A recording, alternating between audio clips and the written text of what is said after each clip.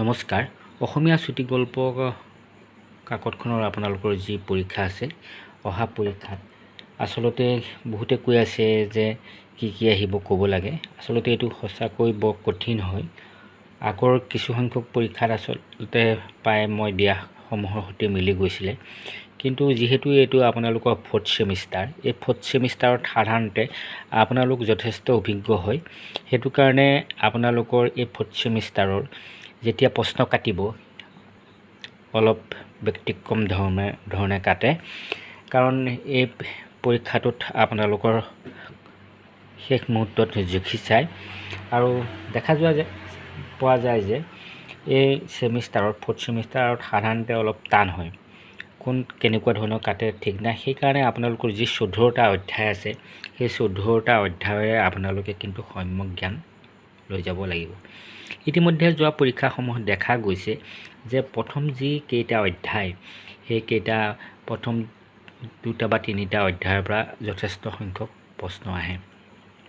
এতিয়া যদি অসমীয়া এই কিতাপখনৰ চুটি গল্প কিতাপখনত চাওঁ যে জোনাকী যুগৰ চুটি গল্পধাৰা, আবাহন যুগৰ চুটি গল্পধাৰা, ৰামধেনু যুগৰ চুটি গল্পধাৰা আৰু উত্তৰ ৰামধেনু যুগৰ চুটি গল্পধাৰা, এই 4টা অধ্যায় কিন্তু প্ৰায় একেধৰণৰ। কাৰণ অসমীয়া চুটি গল্প জন্মৰ পৰা কেনেকৈ বৰ্তমান সময়লৈকে বিকাশ হৈছে, ধাৰাটো কেনেকৈ চলি আহিছে, জোনাকী যুগত কেনেকুৱা ধৰণৰ চুটি গল্প ধাৰা আছিলে, তাৰ প্ৰভাৱ কেনেকুৱা আছিলে, বা কি দৃষ্টিভংগীৰে ধাৰাৰে সেই গল্পসমূহ লিখা হৈছিলে, বা তাৰ আংগিক বৈশিষ্ট্য কেনেকুৱা আছিলে। জোনাকী যুগৰ চুটি গল্পৰ যিহেতু প্ৰথম চোৱা আছিলে, সেইকাৰণে তাৰ আংগিক ইমান ভাল নাছিলে, গল্পবিলাক সাধুকথাৰ নিচিনা আছিলে। কিন্তু আবাহন যুগত তাতকৈ অলপ উন্নত পৰ্যায় হ'ল, বিভিন্ন ধাৰা পাশ্চাত্যৰ কিছু সংখ্যক ধাৰা সোমাইছিলে। ঠিক ৰামধেনু যুগ আচলতে গল্প সাহিত্যৰ এক সোণালী যুগ বুলি কোৱা হয়, কাৰণ এই যুগতেই যথেষ্ট সংখ্যক বিভিন্ন ধাৰাৰ গল্প লিখা হৈছিলে। আৰু উত্তৰ ৰামধেনু যুগ আৰু বৰ্তমান সময়লৈকে দেখা পোৱা যায় যে অসমীয়া চুটি গল্পত বিভিন্ন ধাৰা বৈচিত্ৰ্য আহিছে। মই আপোনালোকক এটা ভিডিঅ' দিছিলোঁ, এইটো অসমীয়া চুটি গল্প ধাৰা বা বৈশিষ্ট্য। আপোনালোকে যদি মোৰ এই ভিডিঅ'টো শুনিছে, এই চাৰ্টটো মনত ৰাখিছে, তেনেহ'লে এই 4টা অধ্যায়ৰ পৰা যিকোনো কুৱেশ্যনেই নাহক লাগিলে আপোনালোকে লিখিব পাৰিব। এইখিনি কথা মনত ৰাখিব, এই পইণ্টকেইটাৰ পৰা আপোনালোকে লিখিব পাৰিব। এই পইণ্টকেইটাৰ কিছু ব্যাখ্যা আপোনালোকে অলপ দাঙি ধৰিলে, আচলতে জানিলেই আপোনালোকে লিখিব পাৰিব। আৰু আপোনালোকে মোৰ সেই ভিডিঅ'টো চাব, নিশ্চিতভাৱে আপোনালোকে সহায় লাভ কৰিব। আৰু এই 4টা অধ্যায়ৰ যি প্ৰশ্নই নাহক লাগিলে আপোনালোকে লিখিব পাৰিব। এই 4টা অধ্যায়ৰ 2টা বা 3টা প্ৰশ্ন অহাটো আচলতে খাটাং। এটা কথা চাব, আপোনালোকৰ যি এছাইনমেণ্ট আহিছিলে 5টা, সেই এছাইনমেণ্টকেইটা আপোনালোকে চাই যাব। এছাইনমেণ্টৰ যদি আপোনালোকে কপি ৰখা নাছিলে হাতত, তেনেহ'লে আপোনালোকে এই চেনেলত যি আছে এছাইনমেণ্টৰ ভিডিঅ', সেই ভিডিঅ' চাই যাব। দেখা পোৱা গৈছে যে গত পৰীক্ষাসমূহত এছাইনমেণ্টৰ কুৱেশ্যনেই অহা দেখা যায়। এইবাৰো ঠিক তেনেধৰণৰ এছাইনমেণ্টৰ পৰা অহাৰ সম্ভাৱনা নথকা নহয়।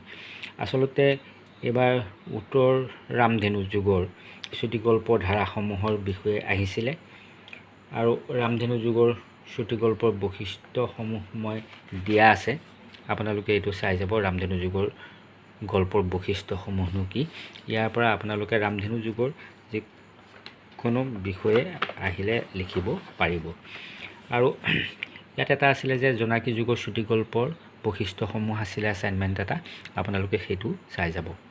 পিছত যিটো অধ্যায় আছে আপোনালোকৰ লক্ষ্মীনাথ বেজবৰুৱাৰ মুক্তি গল্পটো, আচলতে লক্ষ্মীনাথ বেজবৰুৱাৰ চুটি গল্পৰ প্ৰধান বৈশিষ্ট্যসমূহৰ ওপৰত মই ইতিমধ্যে দিয়া আছে, আপোনালোকে এইটো অলপ চাই যাব। আৰু এই মুক্তি গল্পটোৰে ওপৰত মই আৰু এটা প্ৰশ্ন উত্তৰ দি থৈছিলোঁ। মুক্তি গল্পটোৰ প্ৰধান চৰিত্ৰ সুকুমাৰৰ কোন পৰিণতিৰ বাবে দায়ী কোন, বিশ্লেষণ কৰক। এই প্ৰশ্নটোৰ উত্তৰত আপোনালোকে যদি সুকুমাৰৰ চৰিত্ৰ বিশ্লেষণ কৰিবলৈ আহে, তেনেহ'লে এইখিনি কথা লিখিলেই হ'ব।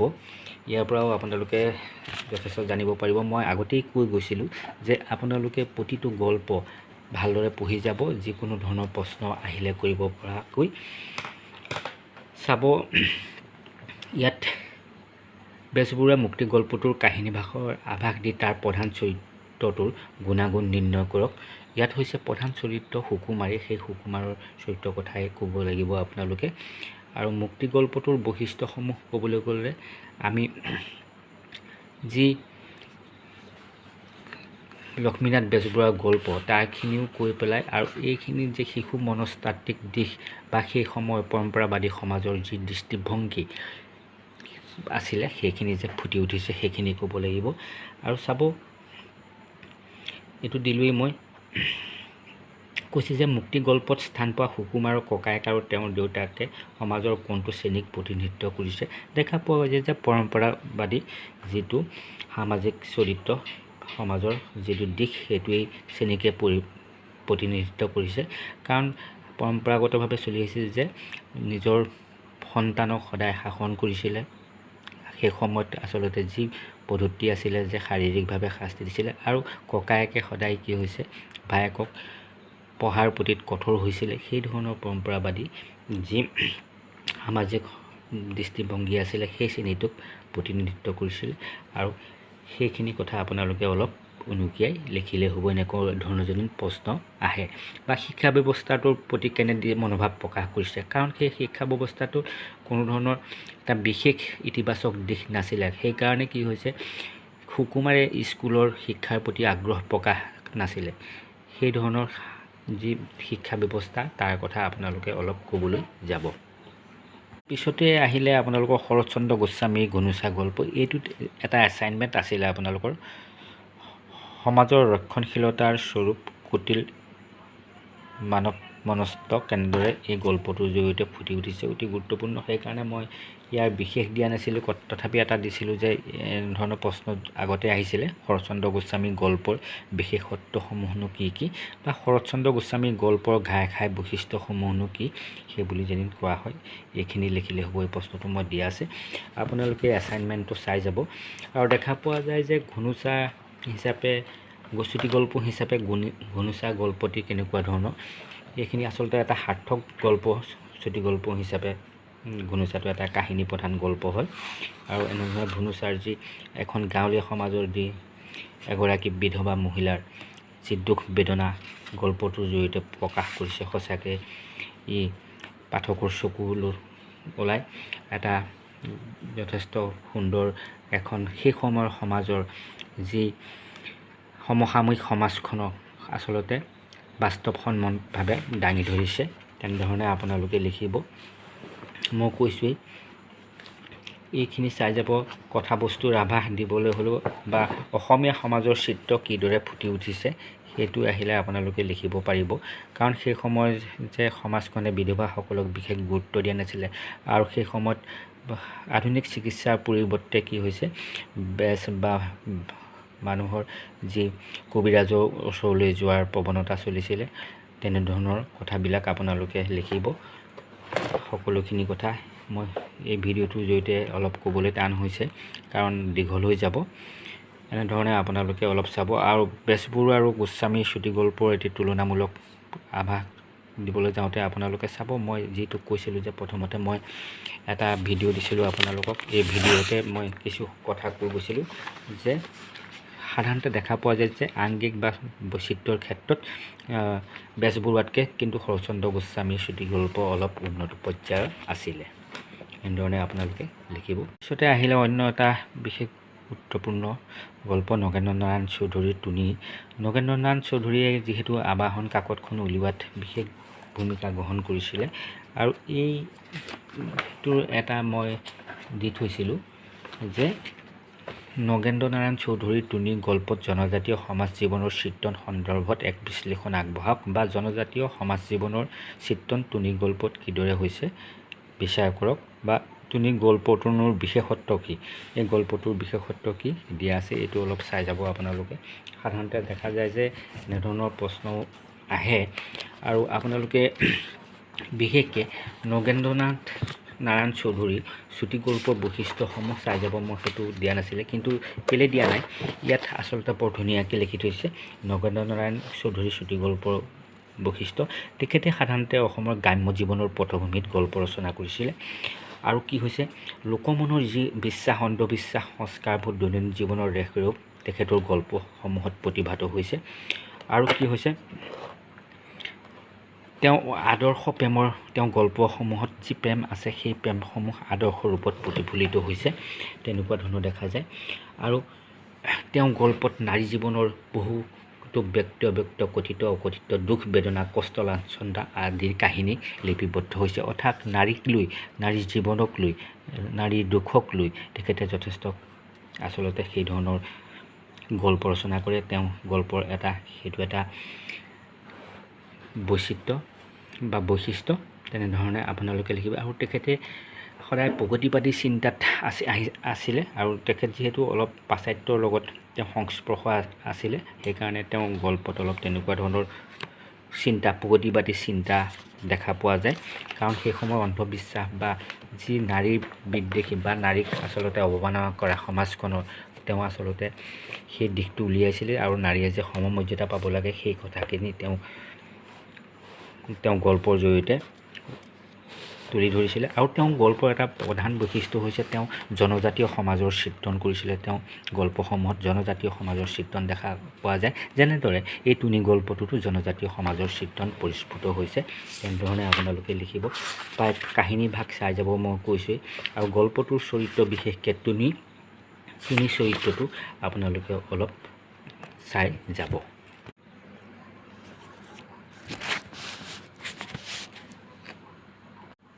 ইয়াৰ পিছতে আহিলে লক্ষ্মীনাথ ফুকনৰ গল্প মহিমাময়ী।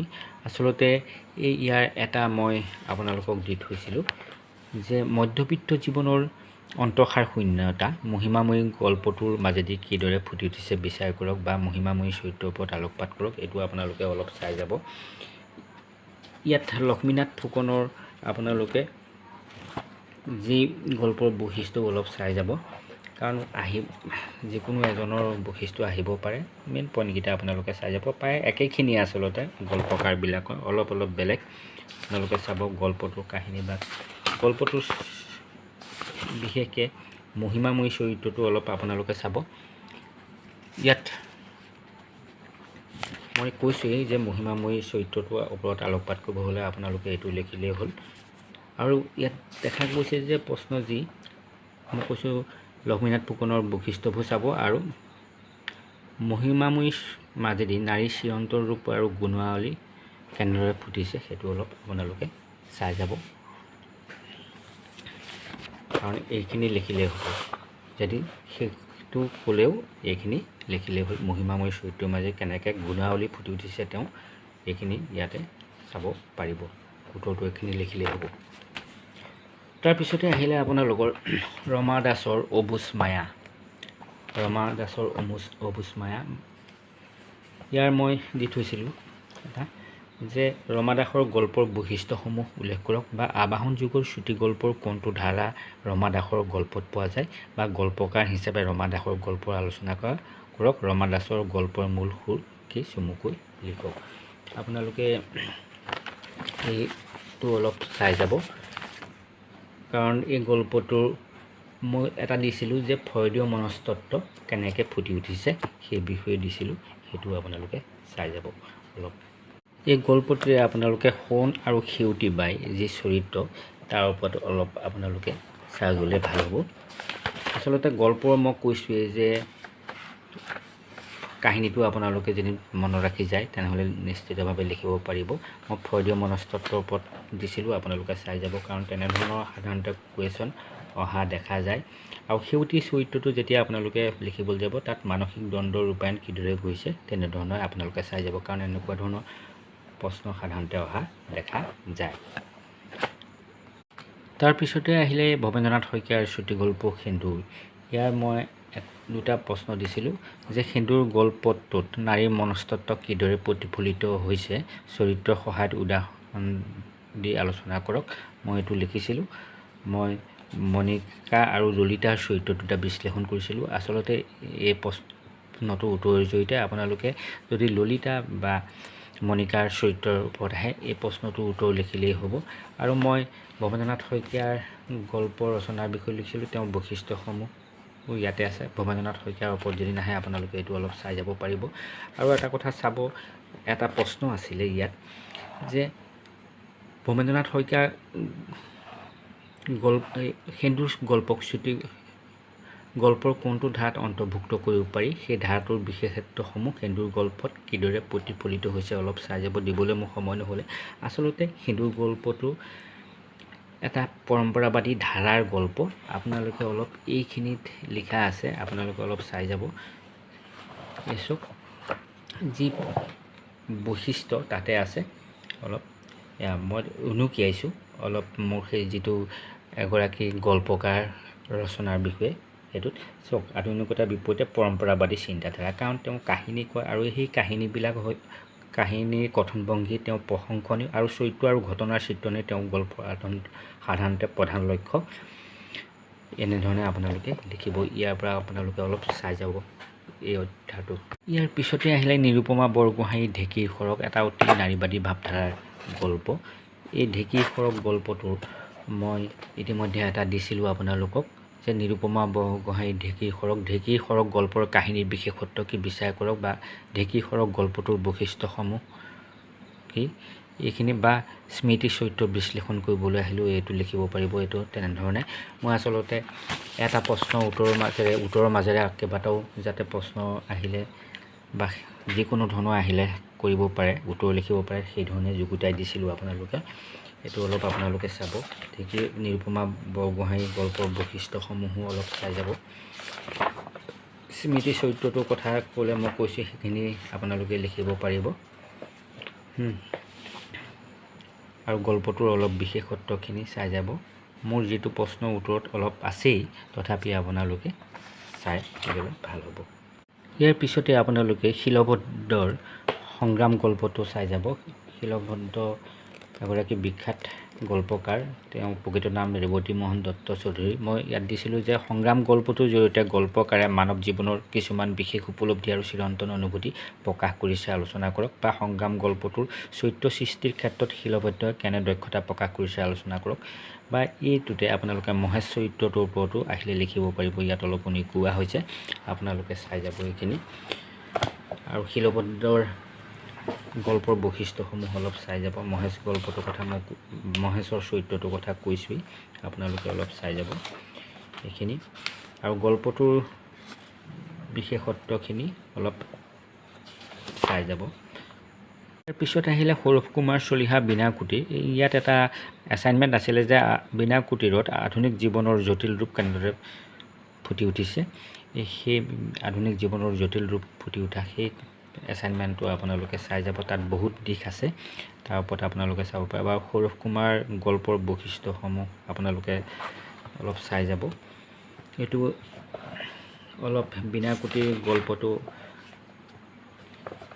ইয়াত চব বৈশিষ্ট্যখিনি আছে, ধুনীয়াকৈ লিখি থোৱা আছে, লিখি দিছে। সেইকাৰণে মই দিয়া নাছিলোঁ আচলতে, মেইন কথাখিনি চাই যাব আপোনালোকে। মই কৈছোঁ যে কাহিনীভাগ আপোনালোকে পঢ়ি যাব, অলপতো টান হয় কিছু ক্ষেত্ৰত। চাব গল্পটোৰ বিশেষত্ব অলপ আপোনালোকে চাই যাব। আহিলে শেষৰটোৰ হৰেকৃষ্ণ ডেকাৰ স্বয়ংগাৰ যিটো গল্প আছে, মই ইয়াত এটা দিছিলোঁ যে স্বয়ংগাৰ গল্পৰ যোগেদি সাম্প্ৰতিক সময়ৰ চিত্ৰপট কিদৰে প্ৰকাশ পাইছে, আলোচনা কৰক। বা স্বয়ংগাৰ গল্পটোৰ গুৰুত্ব কি, বা স্বয়ংগাৰ গল্পটোৰ বৈশিষ্ট্য কি, এনেধৰণৰ প্ৰশ্ন আহিলে এই উত্তৰটো লিখিব পাৰিব। এইটো এটা অলপ বুজিবলৈ কঠিন ধৰণৰ, সম্পূৰ্ণ নতুন আংগিকেৰে আচলতে স্বয়ংগাৰ গল্পটো লিখা হৈছে। ই আচলতে গল্পটোৱে সময়তকৈ আগৰ কথা কৈছে। আপোনালোকে হৰেকৃষ্ণ ডেকা এই গল্পটো বিশেষত্ব অলপ চাই যাব। বিশেষত্বতে আচলতে এইখিনিও মই যিটো এনচাৰ দিছিলোঁ সেইখিনিও পৰি যায়, অলপ চাব। সাধাৰণতে দেখা পোৱা যায় যে আপোনালোকে প্ৰায় প্ৰতিটো গল্পৰে কাহিনীভাগ চাই যাব, আৰু গল্পকাৰসকলৰ গল্পৰ বৈশিষ্ট্যসমূহ চাই গ'লে আচলতে যিকোনো ধৰণৰ প্ৰশ্ন উত্তৰ নাহক কিয় আপোনালোকে লিখিব পাৰিব। সাধাৰণতে আপোনালোকে এটা কথা চাব, প্ৰশ্ন এৰি থৈ নাহিব, আপোনালোকে সম্পূৰ্ণ কৰিবলৈ চাব। নিৰ্দিষ্ট সময়সীমাৰ ভিতৰত গোটেইকেইটা এনচাৰ চমুকৈ হ'লেও লিখিবলৈ চাব, তেতিয়া আপোনালোকে নম্বৰ লাভ কৰিব। আৰু পৰীক্ষাৰ কাৰণে শুভেচ্ছা জনালোঁ। আজিলৈ আহোঁ, ধন্যবাদ।